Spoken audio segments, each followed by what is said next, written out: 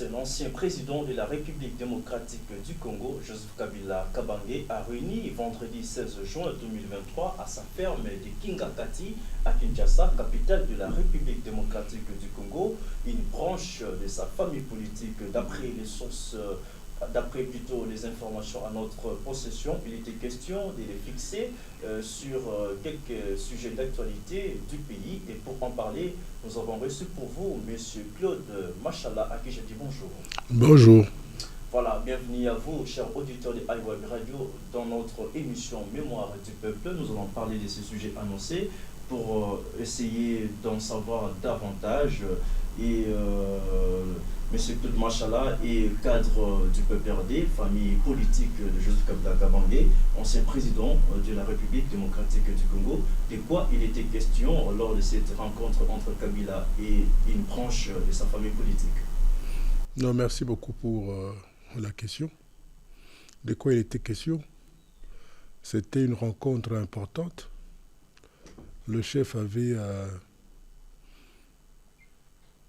des choses à dire, d'abord en privé à ses hommes, et question de les préparer moralement, question de raviver en eux cette passion du Congo qui lui est très chère, question de leur rappeler qu'il est constamment là, sans être là, bien sûr, et que, ayant scruté à son niveau la situation globale du pays, que bientôt il allait rompre avec le silence et s'adresser directement à sa grande base qui est le peuple. Donc c'est vrai, nous avons beaucoup appris, nous avons constaté beaucoup d'agitation. Que voulez-vous, il y a de nos jours des gens qui passent, si pas l'éclair de leur temps, du moins de leur carrière, à écouter derrière les portes, si pas à deviner qu'est-ce que les autres seraient en train de se dire. C'était une réunion entre enfants de la maison. Réunion entre enfants de la maison. Voilà. On peut considérer cette rencontre entre l'ancien président Kabila Kabange et les membres de son parti politique comme une rentrée politique à quelques 6 mois des élections prévues en RDC? Non, il a toujours été là. Il n'est jamais parti. Rentré, il était parti où? Vous venez de dire tantôt qu'il a rompu avec le silence, c'est-à-dire oui, il était trop avec le silence, c'est par rapport à peut-être certains parmi les membres qui étaient conviés à cette rencontre. Mais sinon, je pense que le kabylisme a des tentacules. Kabila a ses bras séculiers et il est constamment là. Il donne des directives, des lignes de conduite, de fois, s'agissant, quand il s'agit de certains dossiers d'intérêt national. Donc, il a juste voulu, comme je viens de le dire, raviver en chacun de nous ce flambeau du kabylisme, ce flambeau du nationalisme. Question de nous rappeler que la patrie est en danger et que nous devons à tout moment nous rappeler où se trouveraient nos bottes en caoutchouc pour que le moment venu, nous reprenions la marche, peut-être cette fois-ci en courant pour que nous atteignions le plus rapidement l'objectif, c'est-à-dire réhabiliter la démocratie qui est en péril dans notre pays, réhabiliter notre dignité et surtout la souveraineté de notre patrie. Et il a insisté sur l'éthique, sur le respect des lois et des institutions établies et surtout essayer de tirer le maximum de profit en ce qui concerne ce qui est prévu pour nous autres peuples dans la Constitution, c'est ça. Voilà, vous avez dit tantôt qu'il était question pour Kabila de raviver les flambeaux du kabylisme. Cela voudrait dire que son parti politique, qui est le PPRD, n'existait presque pas, ou sur papier, sur terrain, le parti était quasiment absent. Comment vous pouvez vous permettre de dire ça? alors qu'il y a autant d'agitation, autant de perquisitions, autant d'arrestations. Et vous vous permettez de dire ça? Mais ce ne sont pas des activités organisées par le parti. Vous, en tant que parti politique, vous n'existez presque pas. Par activité, vous attendez quoi? Qu'on puisse se réunir des gens devant nos permanences et insulter les autres. Nous avons des activités de manière permanente. Passez dans nos fédérations. Nos fédérations sont très animées. Pas seulement à Kinshasa, même à l'intérieur du pays. Prenez le cas, par exemple, du Haut-Katanga ou encore du Lualaba, de la province orientale, du Bas-Congo, donc du nord, sud, Kivu et du Maniema. Donc, on travaille sur le terrain. Peut-être vous ne faites pas attention à nous, ce n'est que normal. Ceux qui sont aux affaires vous arrosent de mensonges à longueur de journée, créent la diversion, et vous avez l'impression que les autres n'existent pas ou n'existent plus. On n'existerait plus. C'est la deuxième fois que vous m'invitez à votre émission que je suis là. Tout à fait. Il était aussi question, d'après nos informations, de vous appeler à la résistance. Kabila Kabange vous appelez à la résistance face à ce qu'il qualifie la dictature imposée par les chefs de l'État. Est-ce que Kabila est un bel exemple en matière de la démocratie en République démocratique du Congo, quand on sait qu'il était accusé plus d'une fois de violer les lois du pays? Et quelqu'un qui a eu organisé la première alternance, la première passation pacifique du pouvoir, je pense que dans les Guinness de record, son nom est bien dans ces panthéons-là. Donc, c'est le meilleur exemple que l'on peut trouver dans l'histoire politique de notre pays. Quelqu'un qui se retire des affaires à moins de 50 ans. Non, mais parce qu'il est obligé de se retirer après avoir fait 2 mandats. La Constitution l'obligeait de se retirer. Mais voilà maintenant que vous dites que la Constitution l'obligeait. Mais après combien de temps? Il a fait 2 ans non, illégalement. Il n'a pas fait 2 ans. Comment vous il dites devrait finir son mandat en 2016. Comment vous pouvez dire qu'illégalement, puisque c'est dans la Constitution? La transition n'est pas dans la Constitution. Il n'y a jamais eu de transition, justement, monsieur. Il n'y a jamais eu de transition. Ce sont les conditions qui n'avaient pas permis que cette année-là soient organisées les élections. La preuve est que quand on s'est retrouvé quelque part bloqué, carrément, on a fait venir les amis d'en face. C'est ainsi que vous avez connu M. Badi Banga ou encore Bruno Tchibala à la primature. Donc, vous ne pouvez pas dire que c'est parce que non, mais justement, il avait dit qu'il allait respecter la Constitution. C'est qu'il fit, pardon. Donc, c'est ça le meilleur exemple que vous avez.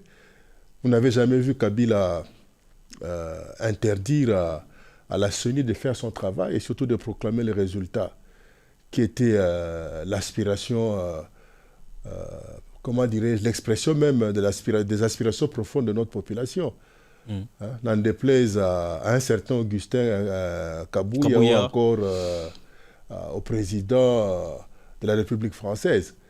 Les résultats proclamés par Nanga n'avaient jamais été contestés par Kabila.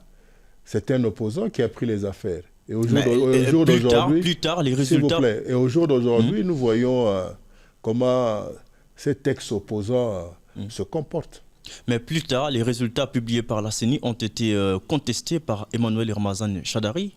Mais c'est un citoyen congolais, il a le droit d'émettre son opinion. Shadari, avant d'être tout ce qu'il est, même pour le parti, c'est d'abord un citoyen congolais. Nous ne sommes pas... Il s'est exprimé au nom du PPRD. Il n'a jamais dit au nom du PPRD. Ça, c'est faux. Dites-moi, c'était à quelle occasion? Quel jour? Dans quel média? C'était exprimé à la presse, hein? Non, mais dans quel média? Pour contester les résultats publiés par la CENI. Arrêtez de raconter des histoires. Emmanuel Ramazani Shadari, c'est un légaliste. Il n'a jamais contesté quoi que ce soit. Ah, ça, c'est dans vos têtes. C'est dans votre tête à vous. Vous risquez de créer un flou. Nous ne sommes pas de l'ECD ou encore de je ne sais quel autre parti. Nous avons toujours juré que par ce que Corneille Nangaa avait annoncé ce soir-là. Et là, vous me surprenez. Peut-être ça doit être un Shadari de Brazza. comme ça à la mode maintenant. Non, les Chadar de Kinshasa, Non, de non, la c'est- République démocratique ça, du c'est Congo, pas- on c'est l'a pas- vu c'est pas devant la notre presse Chadar. Quelle contester Quelle les presse? résultats publiés par Mais la CENI. quelle presse? La presse nationale Non, congolaise. vous racontez des histoires, monsieur. À moins que vous soyez de ceux-là qui aiment bien changer le mensonge à vérité. Arrêtez de raconter des histoires que vous ne maîtrisez pas. Je vais vous envoyer l'article après l'émission. Non, non, j'aurais aimé Monsieur que Claude, vous donniez le lien à ceux qui nous suivent. C'est très important. Monsieur Claude Machala, Voilà. vous êtes cadre du PPRD. Kabila Kabange a promis de s'exprimer officiellement dans les semaines ou dans les jours qui suivent. Que peut-on attendre du discours de Kabila Kabange? Attendez le jour. Pourquoi vous êtes pressé? C'est son secret, puisque c'est son discours à lui. Attendez. Attendez. Et Attendez. lors de la rencontre qu'il a eue avec vous, les cadres de son parti politique, il a dévoilé, s'il faut dire ainsi, la raison principale qui a conduit à sa séparation politique avec Tshisekedi. Il a accusé Tshisekedi de vouloir avoir la même mise sur la CENI et sur la Cour constitutionnelle. C'était la raison principale et non des postes ministériels. Non, ça c'est ce que je pense que vous avez intérêt à souvent bien lire notre passé, bien lire ce qui se serait passé et réellement. Je crois que la fin de la coalition FCC-Cash s'explique par le fait d'abord de la nomination de manière illégale et inconstitutionnelle de ces deux fameux juges à la Cour constitutionnelle. Tout est parti de là. On a vu l'ancien Premier ministre, le professeur Ilunga, être dépêché malignement en mission au Katanga pour que l'on puisse nommer ce fameux juge. Et comme c'est le vice-premier ministre, ministre de l'Intérieur, qui faisait l'intérim, et ce monsieur va contresigner étant de l'Union sacrée. C'était ça la blague. Donc, Ilunga avait été piégé et tout est parti de là. Et la suite, nous la connaissons. La suite, nous nous retrouvons au jour d'aujourd'hui avec une cellule de base de l'UDPS qui est en train de diriger le fameux processus électoral. C'est ça. Donc, le PPRD avait un intérêt particulier sur la Cour constitutionnelle parce qu'il ne voulait pas que les juges soient changés. Non, il n'y a pas d'intérêt. Il y a une procédure qu'il lui fallut seulement respecter. Or, cette procédure n'avait jamais été respectée. Tout le monde sait les rôles que joue la Cour constitutionnelle dans ce pays. Oui. Après la publication des résultats provisoires par la CENI, c'est le tour de la Cour constitutionnelle d'invalider ou de confirmer les résultats publiés par la CENI. Donc, on a l'impression que Kabila avait un intérêt particulier. Voilà pourquoi il tenait coûte que coûte à avoir le contrôle de la Cour constitutionnelle. Justement, c'est faux. Sinon, s'il aurait un intérêt particulier, qu'est-ce qui fait que la Cour constitutionnelle, à son époque, s'est permis de valider les résultats proclamés par Nanga faisant de M. Tshisekedi président de la République? Parce qu'il y avait un accord politique signé avant la publication quel des résultats politique? entre Kabila et Tshisekedi. S'il vous plaît, vous avez la copie de cet accord? Avez-vous cette copie? Un accord de gouvernance a été signé entre Kabila et Tshisekedi. Quel pouvait être alors l'impact de cet accord sur les résultats proclamés par la CENI? CENI, une institution d'appui à la démocratie, une institution tout à fait indépendante. Ça, c'est du coq à l'âne que vous êtes en train de faire. D'après une certaine indiscrétion... On aurait un intérêt particulier. Mais qu'est-ce qui fait que cette CENI-là a fait que notre candidat à nous puisse échouer à ces élections-là organisées par une CENI sous notre joug? Voilà. C'est un syllogisme facile. D'après une certaine indiscrétion, les vrais dauphins de Kabila, c'était Tshisekedi et non Emmanuel Ramazan Shadari. Mais voilà, c'est ça la plus grande infirmité soit des médias congolais ou soit de vous autres journalistes qui aimaient bien faire le zélé. Arrêtez d'écouter derrière les portes. Informez-vous à la source. Le dauphin de Joseph Kabila Kabange en 2018 s'appelle bel et bien Emmanuel Ramazani Shadari, pas quelqu'un d'autre. Voilà. Pas quelqu'un d'autre. Merci beaucoup, M. Claude Machala, pour ces éclairages. Mémoire du peuple reçoit pour vous un cadre du PPRD. Avec lui, nous parlons de la sortie médiatique de Kabila à Kingakati, sa ferme ici à Kinshasa. S'il vous plaît, arrêtez de dire sa sortie médiatique. Non. Vous avez eu l'information que Kabila avait reçu une frange de ses camarades, de ses collaborateurs, de sa famille politique. Sortie médiatique, il n'y a pas eu un micro d'un quelconque média qui lui avait été tendu. Et parce que si on vous demandait, ne fût-ce que l'aspect audio de cette rencontre, nulle part vous entendrez la voix de Kabila. Donc arrêtez de dire... Les informations ont fuité, hein? Non, même si ça fuité, c'est comme quelqu'un qui est dans son salon, qui reçoit soit la belle famille à sa fille, si pas à son garçon. C'est normal que les voisins peut-être se disent, mais tiens, on entend un peu la musique là-bas, qu'est-ce qu'il y a? Mais ça doit s'arrêter là.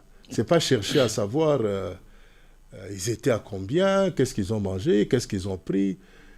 Et c'était parce que le couple a des problèmes. Voilà, ça c'est pas votre business. Il n'y a aucun élément sonore sur le propos de Kabila devant ses camarades et collaborateurs. Vous n'avez pas ce son-là. Alors arrêtez de dire sortie médiatique.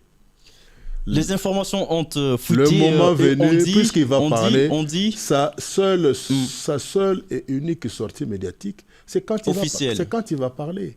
Le reste n'est que spéculation. Non, on dit tous les médias, donc tous les canaux qui permettent de véhiculer le message, ça s'appelle sortie médiatique. Même la radio, médiatique dans le sens de la média, radio-trottoir aussi. C'est un média. C'est un média, oui, voilà. Ça fait passer un message. Et fort malheureusement dans notre pays... la bouche, ce sont des canaux de communication. Fort malheureusement dans notre pays, j'ai comme l'impression que c'est le média le plus puissant. Et c'est comme ça qu'on a créé des légendes du genre que, voilà, Kabila et Tshisekedi s'appelaient, tel ne voulait pas prendre l'autre au téléphone. Et on a ancré ça dans les têtes des gens.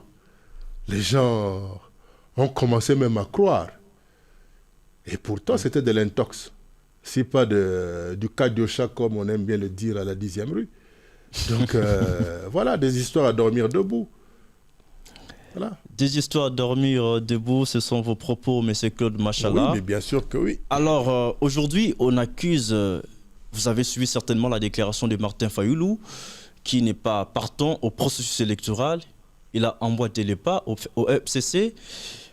Est-ce qu'on peut s'attendre à un accord politique entre Fayoulou et Kabila?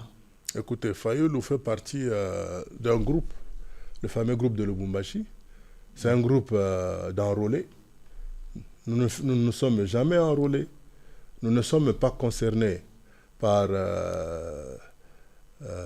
ce dans quoi Fayoulou, Katumbi, Sesanga ou Matata s'étaient engagés. Donc nous ne pouvions pas, par rapport à notre position initiale et constante, aller soutenir les aventures de M. Denis Kadima et sa bande d'usurpateurs. Donc Fayoulou, comme tout citoyen libre, nous sommes en démocratie, il s'est fait enrôler et il a constaté que voilà que c'est que les amis, c'est-à-dire nous décrions, bien avant même la mise en place de cette cellule de base de l'UDPS que dirige M. Denis Kadima, ce que nous décrions était pourtant vrai. Il n'est jamais trop tard, il se retire de ce processus mafieux. C'est son droit. Donc, qu'il y aurait un accord.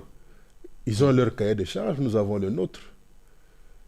Malgré que nous demeurons ouverts à tout celui-là qui a la passion du Congo, à tout celui-là qui aimerait bien faire échec notamment Katumbi, à cette mafia, ainsi de suite. C'est un citoyen congolais. Donc vous êtes prêt à coaliser avec Fayoulou, avec Katumbi? Ce n'est pas que nous soyons prêts. C'est un citoyen congolais. S'il s'engage sur le même chemin que nous, nous n'allons pas dire non. Coaliser, ça c'est un peu trop fort en ce moment-ci. Un peu trop fort. La politique, c'est l'art du possible, tout est possible. Si Oui, mais en ce pourquoi moment pas? ce n'est pas possible, avec le temps ça peut être possible. Je ne suis pas, ni vous ni moi, ne sommes le bon Dieu. Laissons le temps faire son travail, c'est tout. Alors le but d'un parti politique, c'est celui de conquérir le pouvoir et à tous les niveaux. Aujourd'hui, vous faites la politique de la chaise vide. Cela voudrait dire que si élection sera organisée dans ce pays, le PPRD, tout comme la grande famille politique de Kabila, le FCC, va soutenir un candidat de l'opposition. Vous comprenez que vous faites des analyses et des conclusions un peu irrationnelles. Personne dans notre camp politique n'est fait la politique de la chaise vide. La CENI pour nous n'existe pas, jusqu'à preuve du contraire. Monsieur Kadima, qui est président d'une des multiples cellules de base de l'UDPS, est en train d'accomplir la mission lui confiée par l'autorité morale de son parti. Ce n'est que le jour où il y aura un consensus entre toutes les parties prenantes dans le vrai processus électoral qu'on pourra, en ce moment-là, parler de chaises vides ou pas. En ce moment-ci, la CENI n'existe pas. Kadima est à la tête d'une cellule de base de l'UDPS. Or, nous ne sommes pas membres de l'UDPS. Donc, les activités de Kadima ne peuvent pas nous concerner. Voilà, c'est clair pour nous. Voilà, Kadima ne met pas tout le monde d'accord. Ce n'est pas qu'il ne met pas tout le monde d'accord. Kadima, il est à la tête d'une cellule de base de l'UDPS. Je précise. Or, donc, il travaille pour les intérêts du parti au pouvoir. De leur parti. Pas du parti au pouvoir, mais de leur parti, dont il est membre. Il est haut cadre à l'UDPS.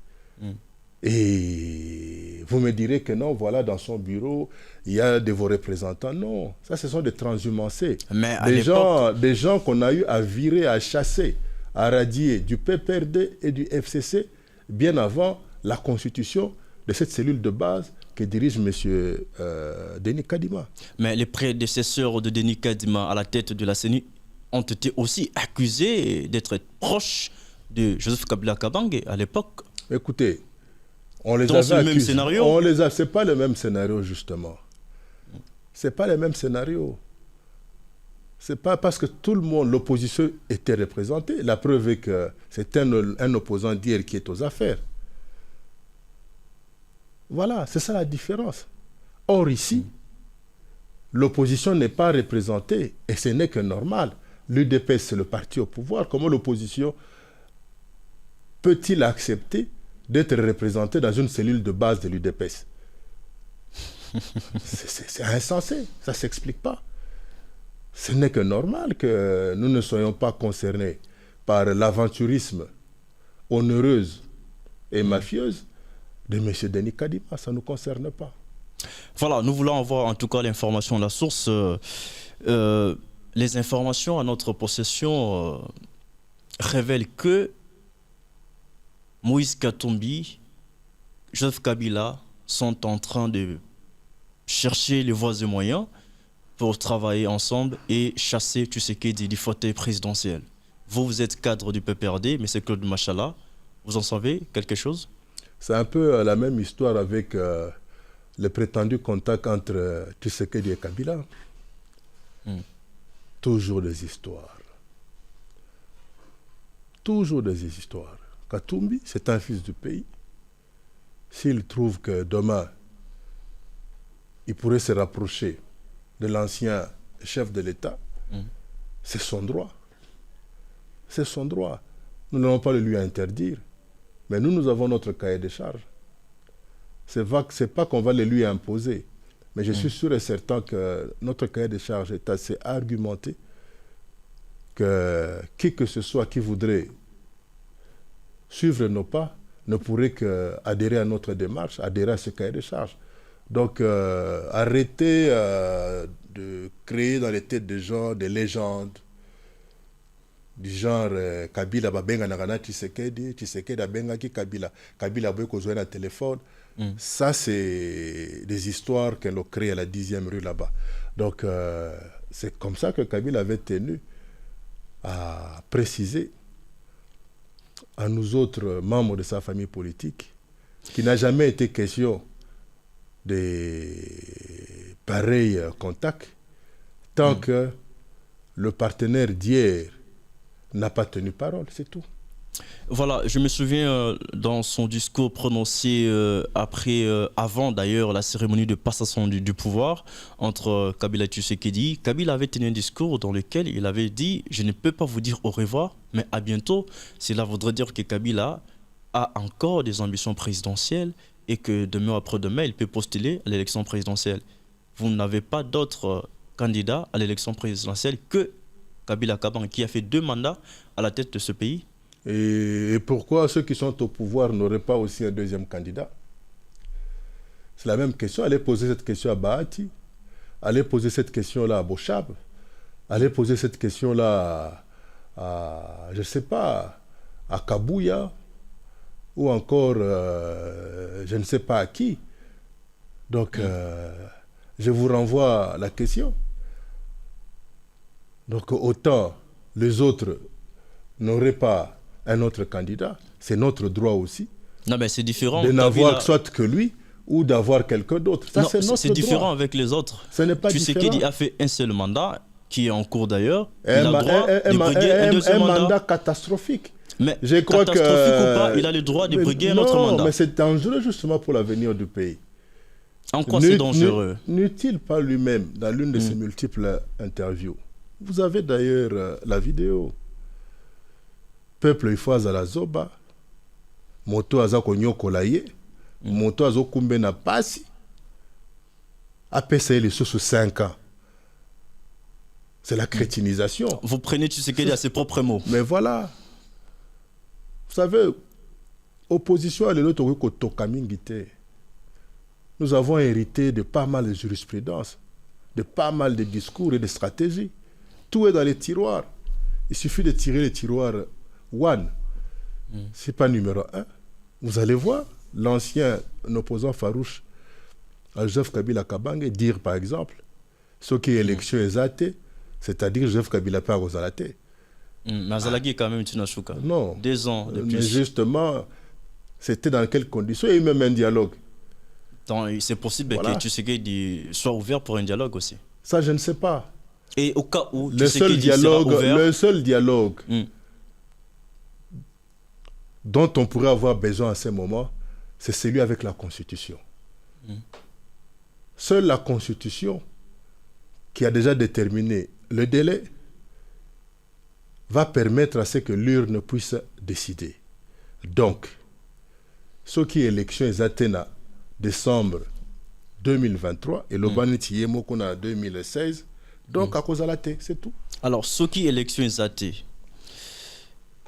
c'est une hypothèse, bien sûr, et que Tshisekedi convoque un dialogue entre la majorité, vous de l'opposition, et la société civile.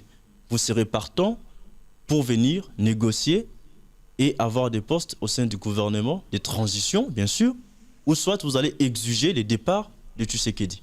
Non, c'est son départ qui est à l'ordre du jour. On ne saurait pas trahir les aspirations profondes de la population. Parce qu'au jour d'aujourd'hui, vous devez savoir que Congolais Nyoso, tout Congolais Nyoso, assis à Yebi, moto oyo pona nani jamais voter les sous. Chaque Congolais sait au jour d'aujourd'hui la personne pour laquelle il ne va plus jamais voter. C'est qui cette personne? Voilà que ça quand même na TV, surtout na RTNC. Vous parlez de Félix Tshisekedi? En tout cas, dans votre générique, na moni mutangope. Donc yo mokonde yo pour yebi. Mais si vous estimez que le bilan de Tshisekedi est largement négatif, parce que vous entendre parler, nous avons l'impression que le bilan de Tshisekedi est largement négatif, est-ce que Kabila fait mieux par rapport à Tshisekedi? C'est à vous de me dire. Et dire que même ce studio, même cette radio, Mais c'est l'œuvre de la démocratie apportée, concoctée par Joseph Kabila Kabange, qui a légué à la postérité, du moins jusqu'il y a quelques années, une démocratie bon marché. Ce n'est pas l'œuvre de Mobutu qui, en 1990, avait prononcé un discours de libération des secteurs médiatiques. Mobutu n'avait jamais accordé cela. Sinon, le journal Elima serait là jusqu'aujourd'hui. Peut-être vous n'étiez pas encore né, mais Elima fut plastiqué. C'était sur la place commerciale de Kitao Magasin. Donc, il n'y avait jamais eu de démocratie. Après ce discours-là, la preuve est que le matin, Ansele Mobutu parle de démocratie, du multipartisme, et l'après-midi, il dit que non, voilà, il y aura le MPR et 2 autres partis seulement. Donc c'est pour vous dire qu'il ne savait plus ce qui... Il était dépassé par les événements. La vraie démocratie, c'est celle que nous a amené Joseph Kabila Kabange. Plus de 1000 partis politiques, plus de 800 médias. Et sur ces 800 médias, plus de 780 passaient et continuent à passer le clair de leurs antennes à l'insulter. Et jusqu'à preuve du contraire, vous allez voir que Maloko est Tondakité, puisqu'on n'avait pas le temps, nous-mêmes, d'arrêter cet élan de démocratie. Donc, Kabila, son bilan est largement positif, a été largement positif. Il a fait beaucoup de choses, même s'il n'a pas fait, il ne pouvait pas tout faire. La vie, bon, écoutez, il y a 50 ans, vous n'avez pas un Android. Vous ne l'aviez pas. C'est chaque jour que la vie, on l'améliore. C'est chaque jour qu'on essaie d'apporter quelque chose. Partant de ce qui existait déjà, et partant de ce que Kabila avait légué, je pense que le pays pouvait être en ce moment-ci assez loin. Mais fort malheureusement, tout a été remis en cause. Avec tous les scandales que vous avez connus au niveau de la gouvernance, tout a été remis en cause. C'est ça. Si Kabila a construit la fondation, Tshisekedi a élevé le mur. Justement, non. Il n'a pas élevé des murs. La parcelle a été mise en vente. Morcelée même. Ah bon? Oui. Il faut parler de la débalkanisation du pays. Heureusement que sur la clôture de la parcelle, pour que vous sentiez que dans cette famille-là, c'est-à-dire dans la nôtre, la famille de la RDC, il n'y a pas cohésion, il n'y a pas unité. Voilà que sur la clôture de la parcelle, il est écrit « Cette parcelle n'est pas à vendre ». Alors, vous qui voulez acheter, faites très attention. Vous risquez de jeter votre argent par la fenêtre. La RDC n'est pas à vendre. Voilà. Tshisekedi l'a vendu. Ou veut le vendre. A voulu. La vendre plutôt. A voulu. Il y a eu opposition maintenant. C'est ça. Et c'est pourquoi on tient à ce que... on tient à le voir partir, si pas partir, en décembre 2023, puisque en janvier 2024, nous tenons à avoir quand même ce deuxième sénateur à vie. Voilà, à quand, en tout cas, ça fait partie des dernières questions, à quand le congrès du PPRD pour que nous sachions qui sera le candidat de ces partis politiques à l'élection présidentielle? C'est quand on aura connu, quand on aura mis sur pied une CENI, on va finalement se réunir et pour que nous assumions notre rôle de locomotive de l'opposition dans les processus électoraux à venir. Ça ne va pas retarder les élections, la recomposition de la CENI? Nous ne pensons pas. Recomposer la CENI ne prendra même pas une semaine. Voilà. Et changer les juges à la Cour constitutionnelle, même pas 3 jours. Et réévaluer la loi électorale ainsi que le fameux fichier tronqué et mafieux exhibé par la cellule de base de l'UDPS qui joue à la CENI, dirigée par M. Denis Kadima, prendra encore beaucoup moins de jours et le délai constitutionnel ne pourra qu'être respecté. J'ai suivi une vidéo d'Augustin Kabouya qui dit que même si on nommait Fayoulou à la tête de la CENI, il aura du mal à prononcer un autre nom que celui de Tshisekedi comme président de la République. La CENI a été toujours contestée depuis 2006 jusqu'à maintenant. Alors on s'est dit, que laisse cette personne naître qui va diriger la CENI et mais que le résultat qu'il va publier seront acceptés par tout le monde. Et c'est Ronsard Malonda qui défendit en son temps, avec brio, les résultats de la CENI de 2018. Il était accusé d'être proche de Kabila Kabambe. Mais voilà que c'est lui qui défendit alors la victoire de Félix Antoine Tshisekedi de Tshilombo. À l'époque, c'est lui, c'est Ronsard Malonda. Le contexte n'est plus le même. Comment cela? Comment cela? Qui ont eu à désigner Ronsard Malonda et Denis Kadima. Denis Kadima, c'était à la 10e rue. C'était la 10e rue. Alors que Ronsard Malonda, c'était dans le cadre requis par l'éthique même constitutionnelle. Donc, je pense que notre congrès, nous le tiendrons. Voilà, on le saura. En tout cas, M. Claude Machala, c'était un grand plaisir pour nous de vous recevoir encore sur notre plateau. Merci d'être venu et merci pour les réponses données à nos différentes questions. Votre mot de la fin? Le mot de la fin est que vous, des médias, vous devez faire très attention. Même si on se voit à la couleur de votre vareuse, mais de temps à autre, il s'agit d'un intérêt national. C'est-à-dire vous faites partie aussi de ces léopards. Ces léopards, c'est-à-dire le peuple. Et ce peuple tient à voir ce léopard nous ramener cette coupe de la démocratie à la maison. On en a assez d'apprendre que voilà, tel ou tel autre pays serait un bon exemple de démocratie. Nous avons la nôtre. En 2018, nous avons su prouver de quoi nous sommes capables. Malgré ce qui serait en train de se passer, nous comprenons l'agitation, c'est la dernière danse. Comme le peuple sait déjà pour qui il ne va plus jamais voter, donc qu'on lui donne sa chance, qu'on lui donne cette chance qui est dans la Constitution, qu'on lui donne cette chance prévue dans la Constitution pour que l'urne puisse effectivement exprimer ce que le peuple veut. Le peuple veut le changement, le peuple tient à cette deuxième alternance en janvier 2024. Merci beaucoup, M. Claude Machala. Merci aussi à vous, chers auditeurs de iWeb Radio. Merci de nous faire confiance. L'actualité reste en continu sur notre portail numérique www.iwebrdc.com. À tout à l'heure. Au revoir.